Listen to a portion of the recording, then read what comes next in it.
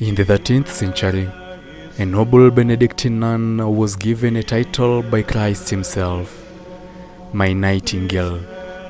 Through her divine songs and profound visions, she became one of the first and most intimate confidants of the Sacred Heart, teaching the world that deepest prayer is found not in silence, but in the rapturous melody of God's love. Today, November 19th, we celebrate Saint Mechtilde, also known as Mechtilde of Hackeborn, the German Benedictine mystic, musician, and spiritual mother who helped lay the theological foundation for the devotion to the Sacred Hearts of Jesus.